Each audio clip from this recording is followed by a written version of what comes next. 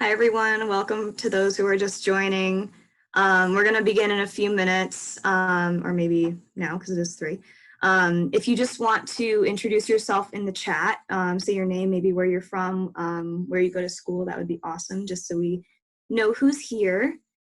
Yeah, so we can, let's begin. Welcome everyone to the community conversation on life as a student during COVID-19.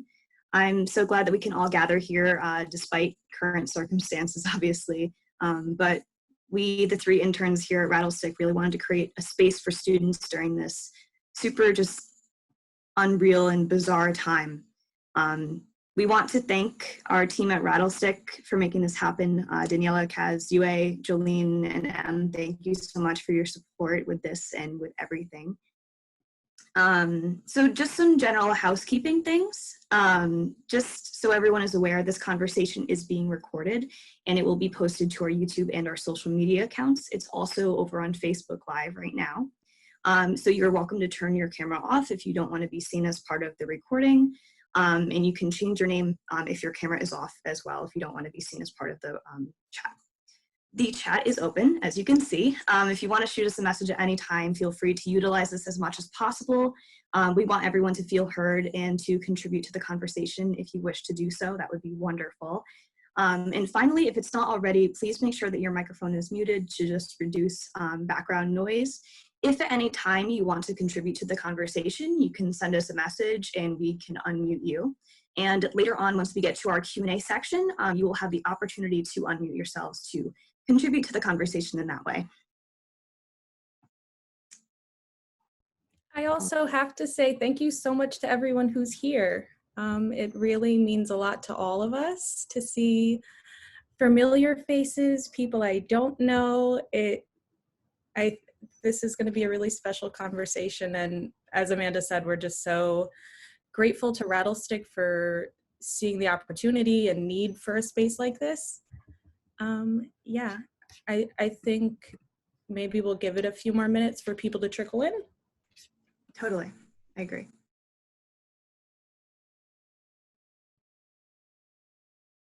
I see in the chat we've got a lot of Hunter College students. Jessie's friends, I'm assuming. Hunter is in the building. Are. The building, the Zoom building? The Zoom building that we are all in right now.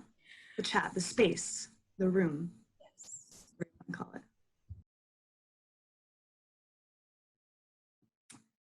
All right, I think we can begin. So for those of you who don't know me, my name is Amanda Calvin. My pronouns are she, her, hers. I've been interning with Rattlestick since January, and I just finished my sophomore year at Wagner College, where I'm an arts administration major and a journalism minor.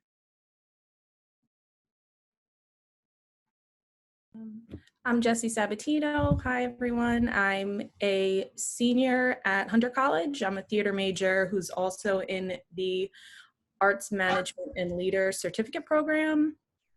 And I've been interning at Rattlestick from January until about April, and then I kind of got involved in this. Hi, I'm Sabrina Yvellez, she, her, hers. I'm from Hamilton College, but actually I'm from Georgia. And I am a rising junior, and my major is in theater, and I've been interning with Rattlestick since January, and I'm going to be continuing interning with them throughout the rest of the summer. So we're going to begin by just kind of having a nice little story time of what it was like for the 3 of us when the moment happened when we found out that our colleges were going to be shut down. So for me, it was a little different because I was not on campus. I was a part of a study away program with Hamilton College through the Africana and Philosophy department. So there was like a small group of 15 of us living in New York City in an apartment. And I remember on like a Wednesday, we all got an email from our president saying like, yeah, we know like some colleges have shut down, but we think we're okay. Like we're gonna keep going, continue classes.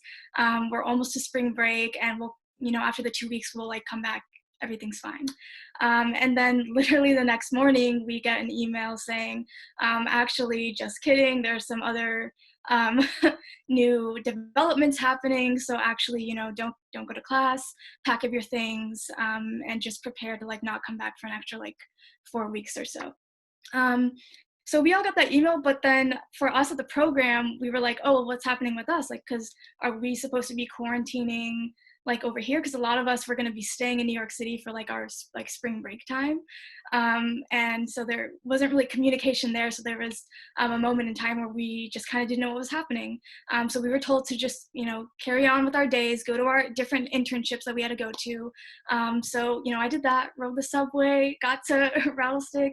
I was currently working as the production assistant for their main stage production going on at the time, which is in Previews, the siblings play. And it was kind of surreal because that day we get there and we are told that we kind of have to operate now at 50% capacity, but we're going to keep going as long as we can. Hopefully we'll make it to opening night. And then like an hour later, we were told actually, you know, Broadway's gone dark, like we're gonna have to comply to, you know, our last show is gonna be Saturday. So that was a really emotional moment for like the cast, the crew, everyone involved. And then I looked down at my phone and I get a text from my professor in that same moment saying that our program was no more, that we also had to go home. And I also was planning on staying in New York City for like the rest of the summer, and then just going back to school like for the next semester. So I wasn't planning physically, mentally, emotionally to go back home until November. So yeah, all of that in the moment was very, very just surreal and crazy, but that's my little story. Surreal is definitely the word for it. I know at Hunter, we closed, other colleges had started to close and a little before their spring breaks, but we hadn't heard anything from CUNY, and it was starting to get pretty tense among the students, I think, and feeling like no one's really making a call and that no one is paying attention to our safety. And that was on a Tuesday. And then come Wednesday, I had walked into our theater building later in the day, and I made a joke as soon as I walked in, and you read the room very quickly that no one was happy. And it turns out that Governor Cuomo had tweeted that CUNY would be shutting down for the rest of the semester. And I think this had to be around 3:30, 4 o'clock that this all happened. I didn't get an email from Hunter specifically until I think 9 p.m. We were lucky in that our department is so small and there was a faculty meeting going on at the time. And you just see our professors just coming through the lobby looking very somber, not able to speak about anything. And from there, it's been a lot of everyone trying to be as flexible as possible, and the difficulties in getting people's laptops and who has access to what and how to make this semester equitable has been something CUNY has really strived to do. But it was definitely a really hard experience that you just rapidly went through so many emotions so quickly, I guess is my quick blurb. I totally agree, Jessie. I was about to say that the word that sticks with me about that week that everything kind of went down is chaos. The night before we were sent home, Wagner College is on Staten Island, for those of you who don't know. We were sent home on a Tuesday. The night before that Tuesday, I was in my Monday night journalism course, and we were doing an exercise where we were doing kind of like a mock interview with one of the public safety officers, one of the heads of public safety at Wagner. And of course, most of the questions were about, well, why is St. John's going home? Why is Fordham now going home? We saw that Monmouth was sent home. So a lot of those questions were revolving around what Wagner would do in that situation. She assured us that Wagner had a plan in place if that needed to happen. Sure enough, it did. The very next day, I was in finance class, and all of a sudden we all received an email, you're being sent home for an extended spring break, which later of course turned into being sent home for the semester. But I remember that day we went to classes for the rest of the day. The email came out around noon, but just nobody could focus. Our brains were not here. They were somewhere else. We were scared. We were confused. We didn't know what was happening. I was especially scared because the day before I had been in the city interning at Rattlestick on the 1 train on the Staten Island ferry. I felt I didn't have a mask, I didn't have gloves, so I felt like I could have been easily exposed to the virus. I'm sure that I was at some point. And luckily I was able to get home the next day. But just because everything was so chaotic and sudden, those days just did not feel real. I remember only certain parts of them, but I think everything really hit me on that Thursday when Broadway announced that it was shutting down. That's when everything kind of, not came full circle, but kind of hit me all at the same time that something severe was happening.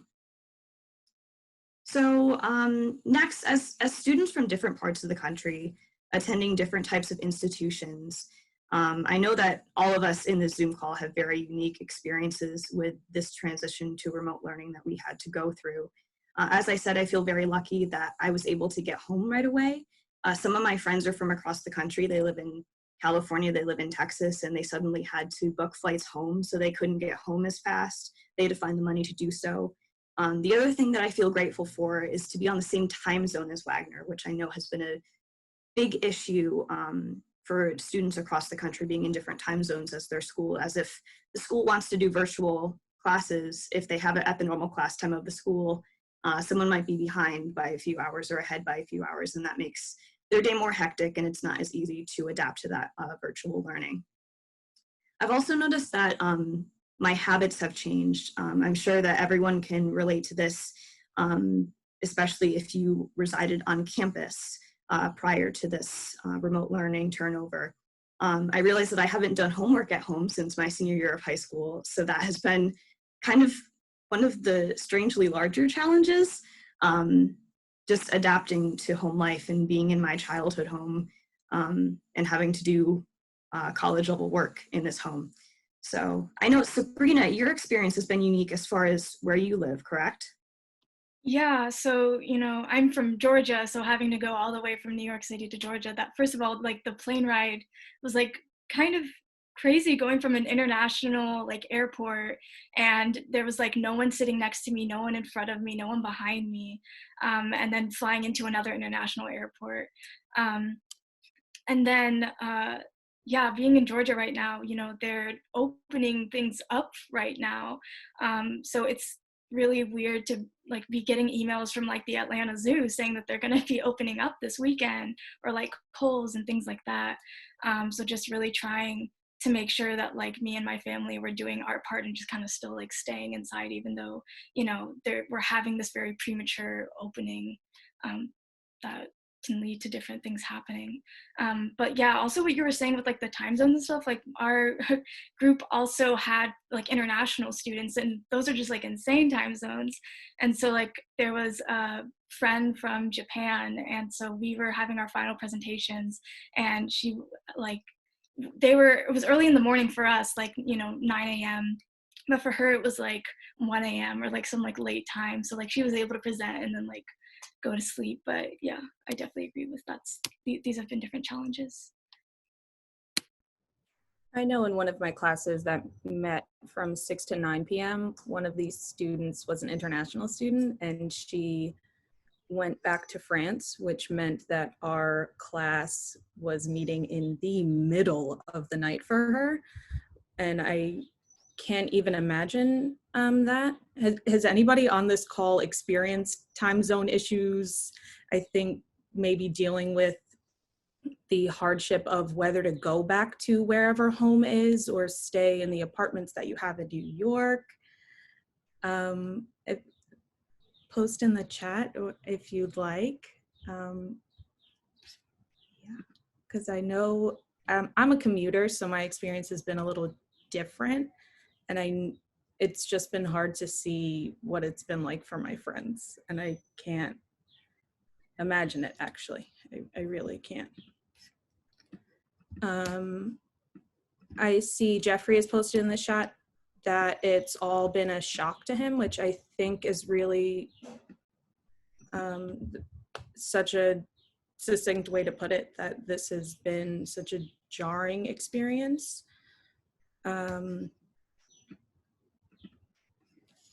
I see Danielle has posted that there's the struggle with time zones with your job, which is a whole new ballgame.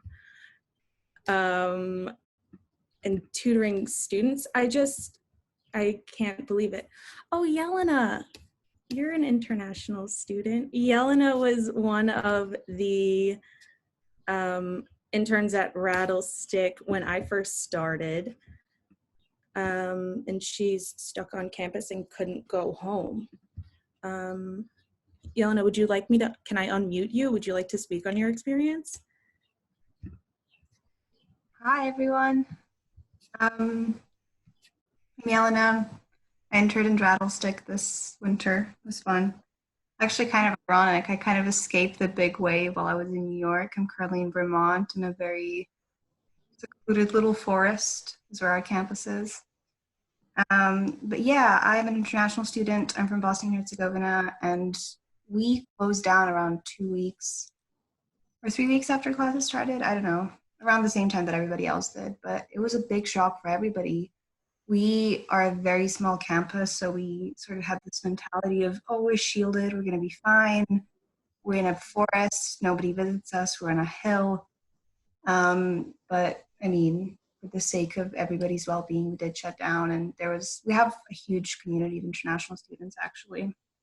So a lot of us stayed here, and currently a lot of us are kind of stuck here, afraid to travel, both for our families back home and then also just for ourselves, because it is so risky to go out. For a lot of us, we would have to come to New York, for example, to the international airport, which in itself is a scary thought. But yeah, thankfully our campus is like being very nice, and they're providing us with space and some food, and that's working out. But as you guys also said, there's a lot of international students, for example, that went home. I have a friend in Korea who is 12 hours ahead. So she sometimes has classes like at 4 a.m. It's really wild and scary. But yeah, that is my experience so far. Thank you for that insight. Thank Yeah. you. Do you find that it's different for, or it's unique for students in the arts on kind of dealing with how to do these classes with time zones, with everything on a screen, and the craziness of it, I guess? So for me, I was in a play because I'm also doing theater, surprise, surprise. But I was in a play this term, and unfortunately we had to obviously cancel that. And we had one of our cast members, she's also an international student. And so she was, I think, 3 hours behind, something like that. Another person was in California. So that was sort of something that we had to figure out in terms of time zones. Thankfully, we were flexible and just did on the weekends. But I mean, obviously, just like with anything with theater, I think what Rattlestick is going through right now, and any theater and any arts program in the world, how do you do this remotely? We ended up doing a radio play, which, in itself is great. You're still telling a sort of story and spreading this message to the people the way you want to spread it, but you don't have that connection with the audience that you would have had if you did it live, which is the saddest part. But it is what it is, and we keep going. I don't know. There it is. We keep going, I guess. Not I guess, we do keep going. As High School Musical said, we're all in this together. We are, in fact, all in this together. Can I do like by a raise of hands? Do we think that would work? How many, well, like you can like virtually raise your hand. How many people are trying this Zoom plays, Zoom internet-y theater? Okay, a couple people.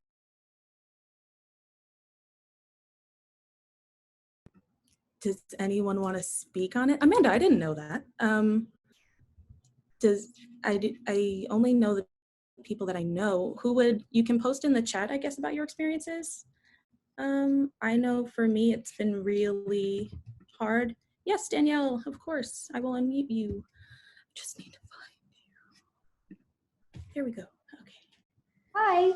Okay, so hi everybody. My name is Danielle. I am also a Staten Island resident. I am graduating Brooklyn College this semester with a double in journalism and theater. So Amanda, great minds think alike. I'm also joining Rattlestick as an intern this summer, so I'm excited to work more with all of you. But about the graduation question I saw Jeffrey ask, and in general, how I've been like staying hopeful, is participating in a lot of like theater festivals. Like the Tank did Distant Corpse, and then there was UMC Guthrie did like a playwriting competition, and I've just been like bumbling along trying to make stuff. And then when I'm not making stuff, I'm asking everyone else what they're making, and that's sort of kept this like, what are we making energy in the room. So it's sort of this like cycling until we find a model that works. In terms of graduation, I'm a first generation American.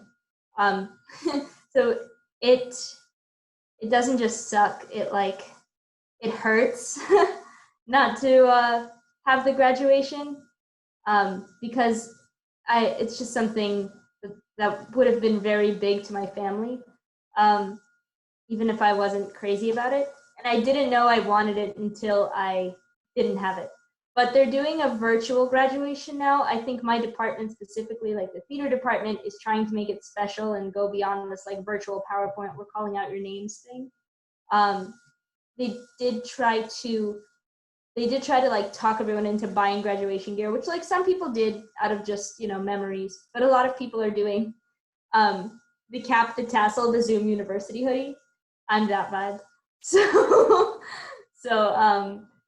Yeah, I don't know.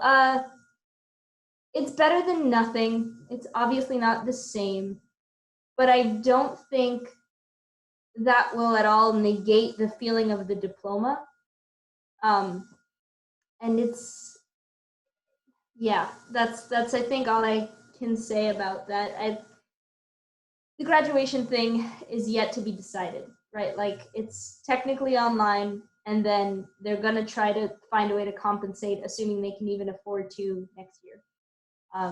The thing that scares me most is that they might cut a big part of our programs, like arts programs might be cut or moved online in ways that aren't sustainable. That's what I'm worried about, but I don't know. I think I'm really proud of my department, and I feel like my degree has armed me for that. So we're very like solution oriented at Brooklyn College. It's been like an constantly uplifting, like, hey, get into this, come to class, get into this. So, thank you for letting me share. Thank you so much, Danielle, for sharing your experience. Sharing space. Yeah, that's one of the things. I mean, as a sophomore, I can't even begin to like fathom what it feels like to be a senior right now. So hearing your experience and Jessie's, knowing that you're both seniors, it's just interesting, and it gives us almost some sort of insight into what you're feeling right now, which I know is just terrible and just so unexpected. But I think that Jeffrey wanted to be unmuted next. Jeffrey, hey, thank you, Amanda. How are you guys? For those of you who don't know me, I know most of you know me already because Hunter rocks. We look out for each other. I'm Jeffrey. I'm an alumni for Hunter College.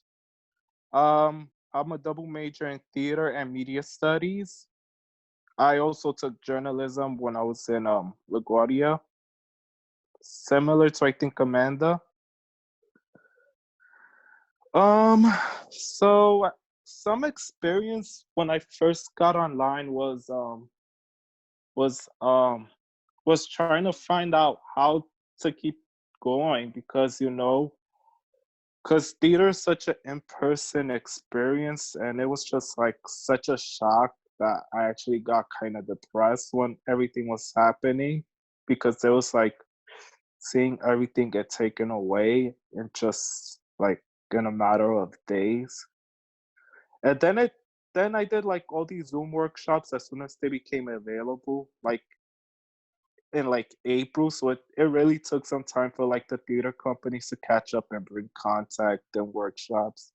As soon as it became available, I felt better, boss. But then I saw realizing how it's not the same. And then how I was reading how all the internships that I was gonna apply to either got canceled or postponed, and how some theater companies had to furlough employees. So it was really hard because I was really looking forward to like working in a theater company this summer.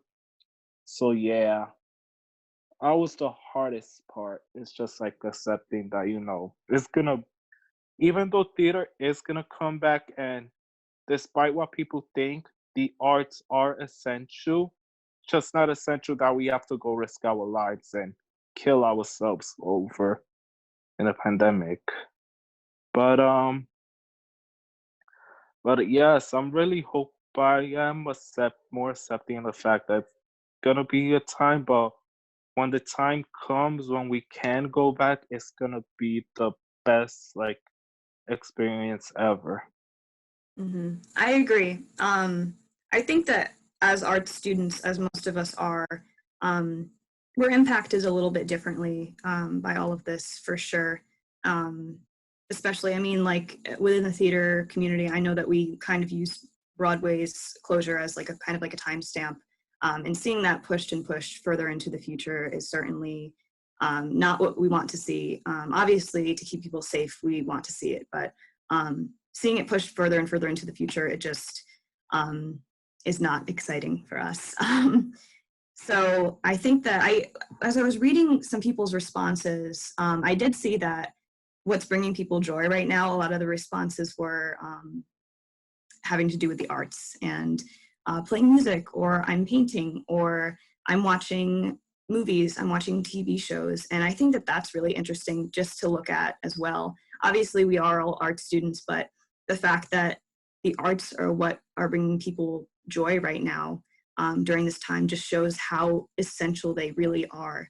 And that might bring that topic to light with people who are not as involved in the industry, I think. So yeah, I totally agree, Jeffrey. It hits a little bit harder for art students for sure. So yeah. So in the chat, we're having a continued little budget conversation. Diana, do you want to speak on on what you posted? It's totally up to you. I feel like I'm putting you on the spot. So yeah, at Hunter we have a play reading committee with the department over, sorry if you hear my mom on the phone, she's like working. But yeah, we have a little committee, and the students and faculty come together to read plays and just kind of discuss what the department can do.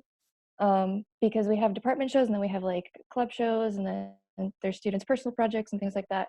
And the big conversation that we were usually having when we were like deciding was, what can we do on a small budget? Because there's a lot of plays that have like big set requirements, or, you know, like rights, licensing and things like that. And it was just kind of sad to see, because there's a lot of great plays that we could do that offer great opportunities for students, but we can't do them because we can't afford it. And especially in CUNYs, they're state schools, and the budget's really poorly allocated most of the time. Even adjuncts can't get like a decent wage to live by. So it's like, aside from handling general like public school expenses, it's just, the arts are just going to be like at the bottom of the tier because they're going to be concerned about other things. So yeah, that's kind of all I have to say. Thank you.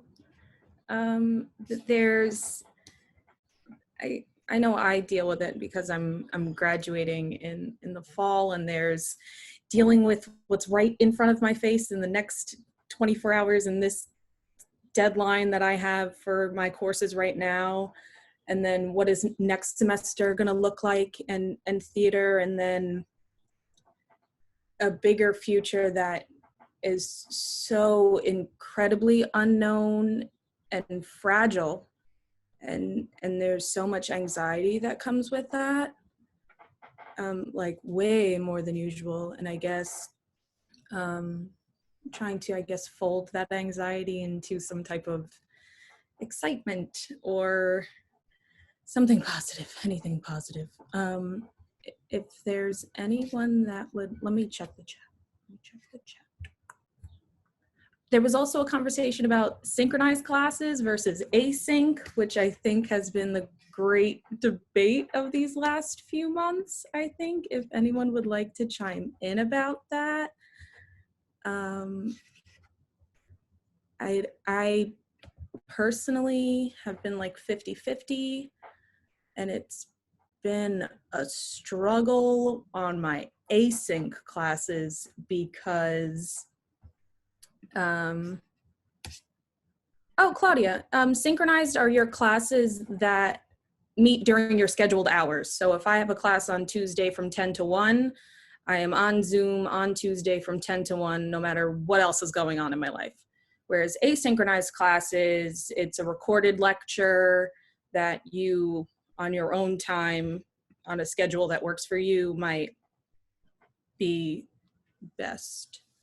And I've noticed that there's a lot of blending. No problem, Claudia. I should have thought to explain that.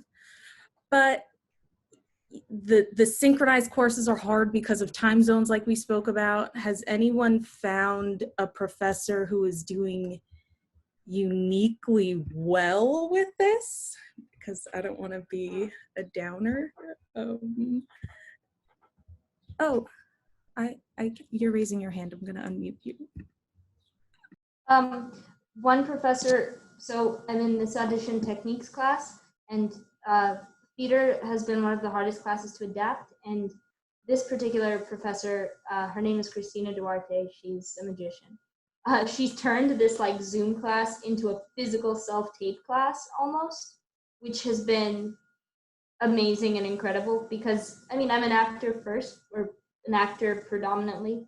And it's just like, you have no excuse not to show up to class. But now in addition, you're like also really conscious of like why you can't go past here and like what it means to activate a screen. And I think especially with like the growing digital, like even web plays, like knowing how to work with the screen as an actor, not as an actor, as a video editor, as a sound editor, it's so important. So she's been doing exceptionally incredible in a class of 12 people and just manages to get self-tapes done in 3 hours because she's a queen. So that's I hope that's positive. If anyone, I don't hope that changes. I agree with that. I actually had a public speaking course this semester. And obviously over a screen, you can't really get the same effect as speaking to a group of people in person. But that was very well adapted into more of how do I present something online? How do I create a YouTube video that's effective? So I think that my professor did very well with that. Claudia, did you want to speak on that too? Great. Are you there? Perhaps not specifically to your point. I was thinking more on the lines of teachers doing exceptionally well. But my sound design professor, sound design for the stage technically, I think has been doing really well in adapting for everyone not being able to access all the same equipment. Because not all of us own a Mac, so we don't have access to QLab or whatever the hell. What she's been doing is she's been... aside from, like showing us videos and all that other stuff that she was already planning to do, she's bringing in all of these people that she knows because everyone suddenly has like free time to do little talks to the class. So she's bringing in all of these designers that she knows that have worked for money, like that have actually done things, and they're all giving their insight on the job and how it works out in the real world and all these other things. And it's very nice to hear from people that we wouldn't normally have access to had we not all been in a similar situation. So that was my piece.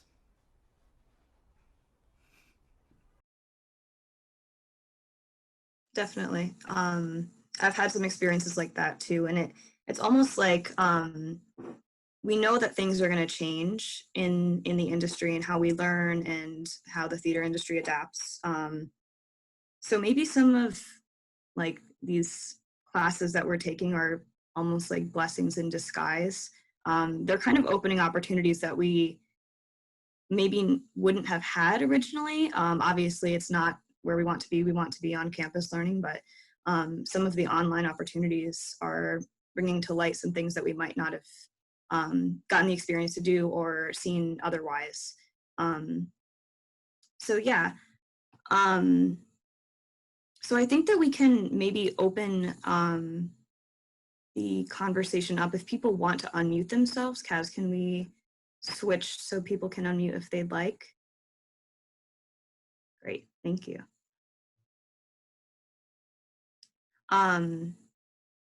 Yeah, so I'm just looking at some of the chats. I see that there's a comment about distance learning from a teaching perspective, and that sounds interesting. Can we touch on that? If you can unmute. Oh, hi, great. So I'm post-grad right now, so I already got my BA, and I'm doing like, in California, you have to go through like a separate program to become a teacher. And so like I was in the middle of interning, so that means I'm like full-time at the school, and this happened, and my mentor teacher is actually like 66 years old. So she, in her classroom, she never did the internet, anything at all. Like most of the other like 6th grade and 5th grade classes, they do like Google Classroom, but like she never did it. So when they got taken online, I had to take over all of the load, and it's a lot. And it's just a mess because none of the kids had computers. I mean, in some school districts, it's like going fine because they all, like I know one of my cohort members, the school she's in, like they're one-to-one iPads and they have all of these things and they were already doing stuff online. But like you go to the other schools and like they don't have anything. And so right now it's just not even happening. And for me, it sucks because I was supposed to be getting a job. Like I was talking to the principal, and then like the day he came in, he was like, oh, I need to observe you so I can write you a letter. But then it just stopped. And now like I have all of my certification tests, but there's one I'm missing. And like, I think there's one person in my cohort who's gonna be credentialed this year, but nobody else. And I know New York is doing the same thing right now too, because there's a specific assessment that every teacher has to take, and nobody's able to take it because it's in class. And so right now, like everybody's like writing letters to the governor, and it sucks. It's just because like when the schools come back, there's going to be a lot of social emotional issues. And that's the only thing I'm worried about right now, because you don't know what these kids are dealing with at home. And like, I know some of my students, they had their computers stolen from them, from their house and from their cars. And so it's like, what are we supposed to do with that? And then when they come back, like what's going to happen? Because there's budget cuts and like they're firing teachers, but then they need teachers. And then they're telling us that they need smaller classes. Because the class that I was teaching in before it got cut, it was 34 kids. And so like, there's no way you're going to be able to social distance 34 kids in the classroom. So, and like, there's no way they're going to put 10 kids in the classroom because like, they don't give the schools any money. So it's like, I don't know what they're going to do. And I don't know if I'm going to get a job, and I don't know when I'm going to get certified. And my college doesn't know what's going on either because everything's up in the air. So I'm just trying to get through it.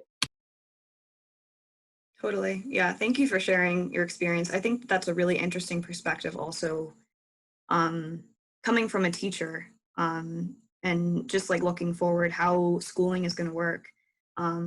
I'm interested to know if anyone's school here has like announced if they're resuming in-person classes. Let me know. My college has canceled. California State, which is like, it's like the SUNY or CUNY, whatever y'all call it. They call it the Cal State system. So there's like 23 colleges. They're all going to be online for the fall. So like they already stopped it. I don't know if UC is going to do it. That's like UC Berkeley, UCLA.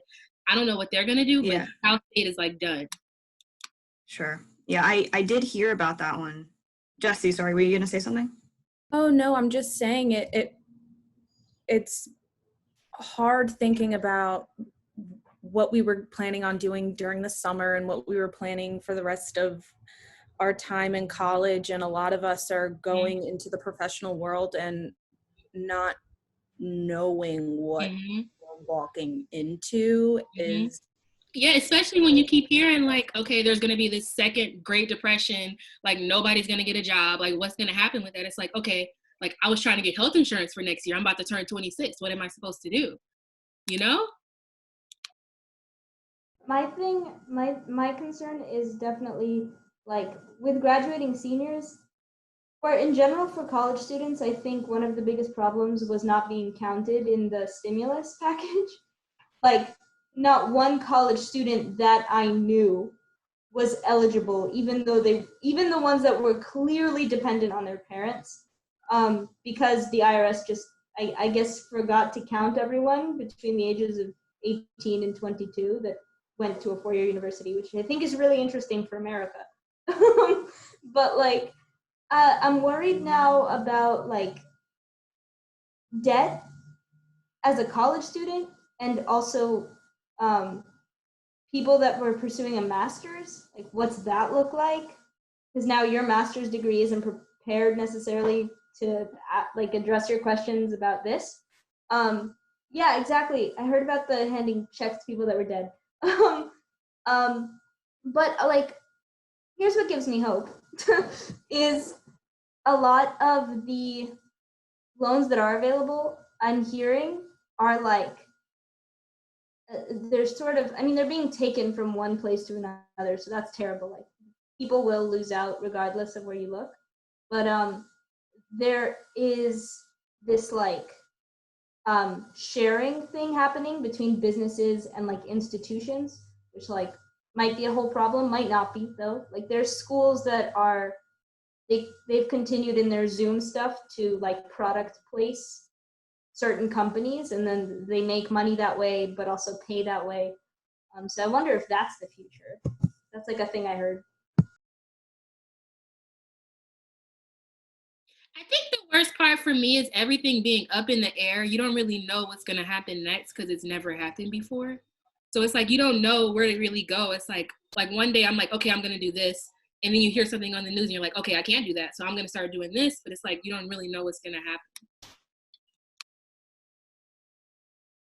I noticed, sorry, Jessie. I noticed in our responses on the Google form that we had sent with the RSVP, that a lot of people responded like what was challenging right now was finding motivation, especially with an unforeseeable future ahead of us.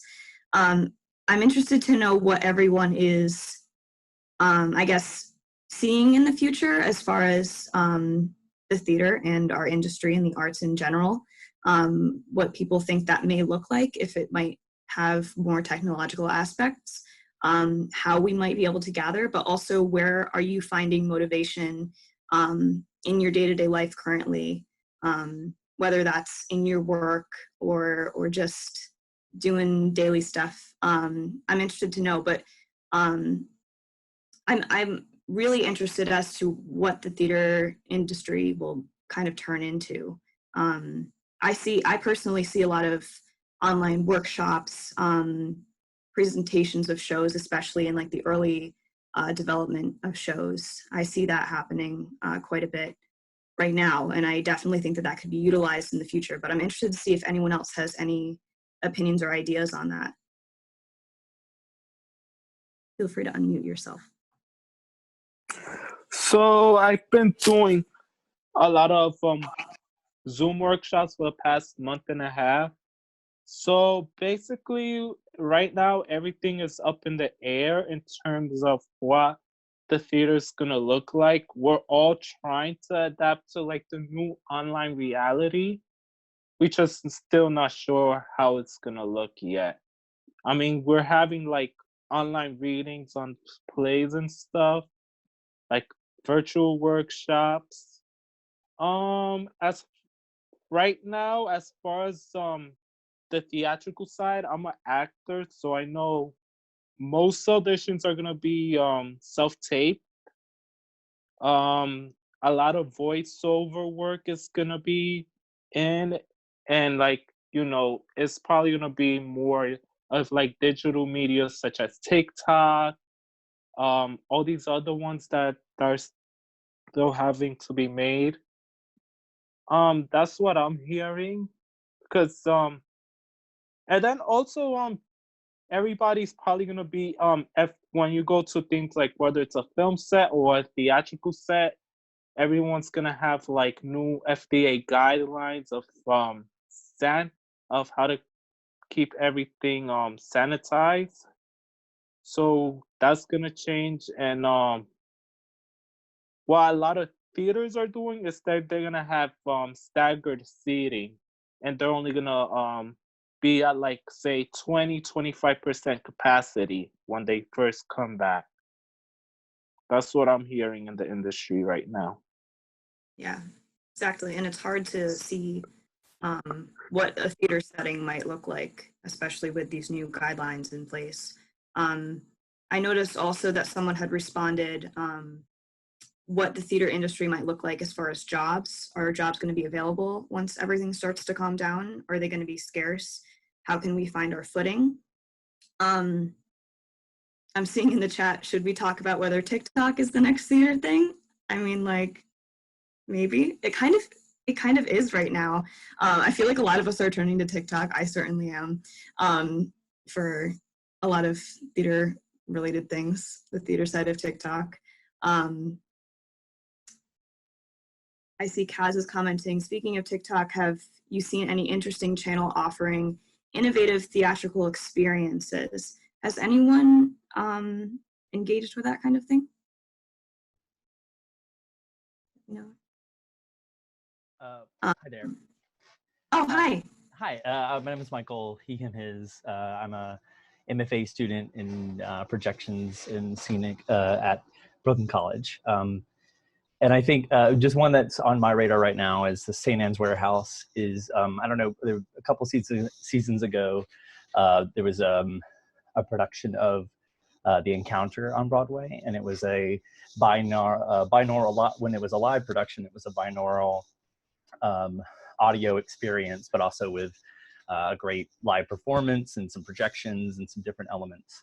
And I think actually literally starting today through the 22nd, they're doing a converted for streaming version of that. And so I'm really excited to see, I got to see the show live, but actually sort of see now how did a live production that worked on Broadway and was well received, like how does that convert to these sort of new tools and new mediums? And just one other thought, I, as a part of my graduate student, I'll sometimes teach undergrad and I'll speak on projections. And so I did a Zoom class the other day, and one of my points was like, this has kind of made us all projections designers, or, you know, like we're all having to think in terms of like cameras and like, I've got a green screen here, so let's play with that. And like all these different tools. And I think especially like TikTok, like we're editing, we're doing captions, we're doing all using all these tools. And so I think that sort of idea of like the silver lining of this, like how is it making us all stretch and try different things? Whether or not this is going to be something of permanence, there can be a lot of interesting experience that can come out of it. So yeah, but yeah, The Encounter, St. Anne's Warehouse, check it out. I see in the chat we've off this whole us being projection people now.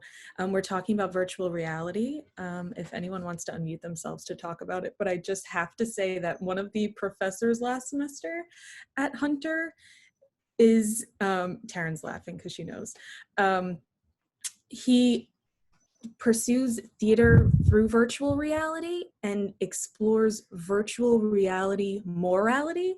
And when he talked about it last semester, I was like, whoa, this is the craziest thing. And now I'm like, whew, that man was onto something, because there's this whole section of theater that feels like it can shift that way. I've had a really, hello. Oh, hi. My name's Kristen, as you can see here. I've had a really interesting experience watching like online Zoom play readings. For me, that's been the most like theatrical experience. And I've had the opportunity to like perform online. And from an actor perspective, you can totally feel the audience. And I feel like that's a huge part of theater. If you don't have that audience, then like, I don't know, there's like a part of the equation missing, you know? But I found that you can still move a story along through Zoom, and I feel like you can still do so much with it because it's still a camera, you know? You can move it around however you want. You can pull a prop up if you need to. I feel like there's like a lot of hope in that realm. And also to bring back budget, I have personally grew up on like poor man's theater. I never like from like so before I started college, I never did shows with a budget. It was always like, okay, what do we have in the department? Let's see what we can scrap up.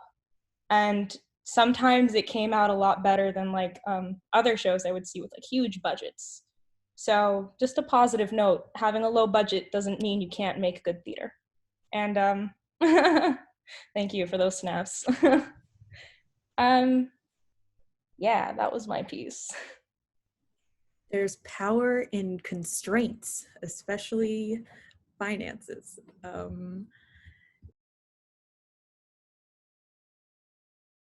Yeah, what I find interesting about like constraints in a budget is what used to be important to like physically producing live theater is no longer important. Like I had to build a budget, words in quarantine. I'm not going to be able to speak English when I leave my house. Okay.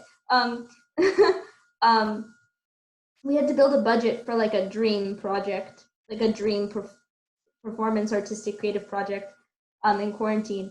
And the things you prioritize with like a fake $10,000 when, you know, you're in quarantine and you realize you don't need to rent a set and you don't need to build a space. Well, not because you don't need to, but because like you physically can't. What you prioritize is so different. And it's almost like, I don't know, I'm interested to see what you guys think about like where you feel we're compensating more now than we were before. Like I'm compensating definitely in my budget for this project, right? Like definitely more in like tech and mastering and mixing sound. It's all about like what you hear. But maybe that's just me. I don't know. What do you guys think?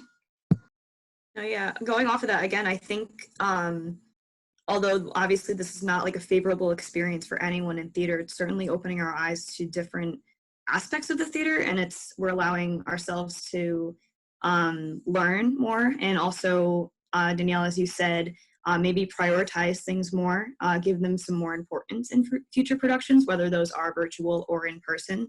That might, it'll certainly change the way we think about productions and see like a full picture in our head, I think, of productions going forward. I agree. And Diana, I think you wanted to say something.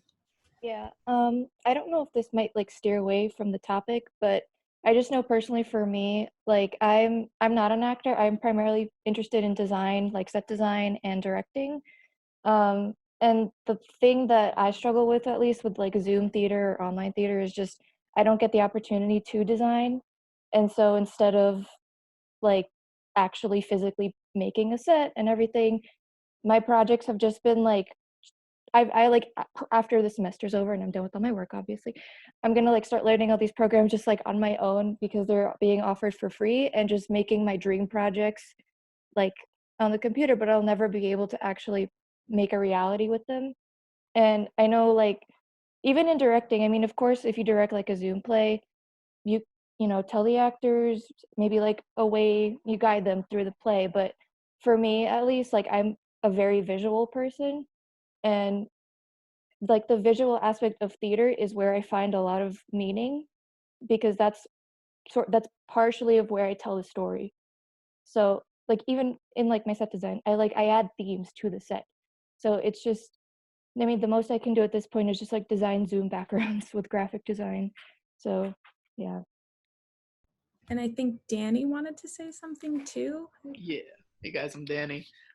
So yeah, kind of following that theme of constraint, I'm kind of curious, say if theater, before we create a vaccine, if physical theater is even possible with, say, I've heard like the 6 seats in between type thing and 20% capacity, I'm curious how that affects like the work can create, because I don't assume before a vaccine is made that we can have these casts of huge choruses or huge casts touring together and going to different stages, unless testing becomes like really easy and we can test each one of them.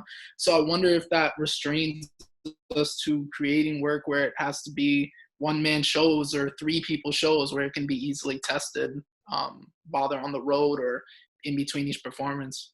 I'm just curious on that. Yeah. I agree. I think that might be not like a new norm that's established, but there's definitely going to be a period, I think, where we see a lot of that happening, a very small cast show or one-person show.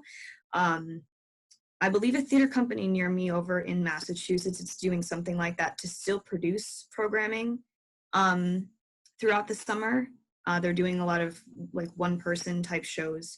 But yeah, I think that we might see kind of like an influx of those type of shows taking charge, because that's really all we can do until, like, as you said, there is some sort of vaccine and we're once again able to gather a lot of people. But yeah, it's certainly something to think about. Not only how does the theater work like logistically, but how does the cast work and how does the actual production work with these restrictions. So I see that Diana is saying about small casts. Do you want to speak on that? Well, it was just sort of to add on to Danny's point, just because he mentioned like for now we're probably gonna have to stick with like small casts and things like that, but it also still depends on like what kind of show it is, because stagehands don't get the opportunity to socially distance, because I mean the backstage is pretty small, and then also if you're like a costume dresser, you have to dress the actors, so it's kind of for both. It doesn't really work out, and that's probably why Broadway isn't going to come back until like next year.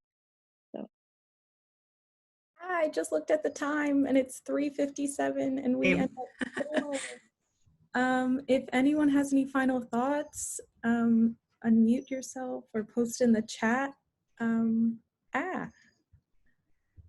Totally. I'd be really interested in like continuing this conversation. So I don't know if this is like an option, but I really think like, I'm sorry, I'm graduating, so I'm nostalgic, but like also connecting and staying connected might be really amazing. So if you guys would be willing to build a contact sheet or something, I think that'd be really cool. If we could be like, I don't know, like, what do you do in the theater? And like maybe even like a little positive kumbaya circle. I don't know. I'm trying to stay okay. Yeah. No, absolutely. I think that this conversation could definitely be carried for as long as we want it to. I know we all certainly have so many ideas and perspectives to share. I wouldn't be opposed to continuing this in the future for sure. And we have everyone's email, so maybe in our follow-up email we can discuss setting something like that up. Thank you, Danielle, for suggesting that. I agree. So yeah, I think we're gonna wrap up.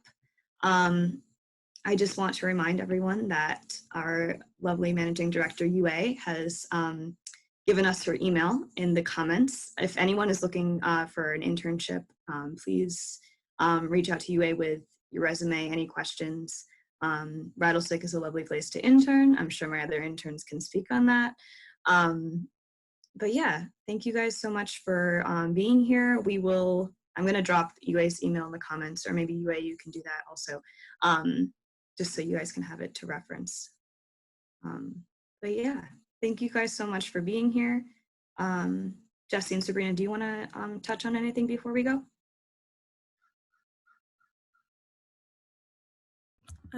I just am so grateful for everyone here and my department, and feeling like theater and my school has become such an important touchstone for me, and feeling like someone has my back and I have an advocate and I have people to talk to and people to share with.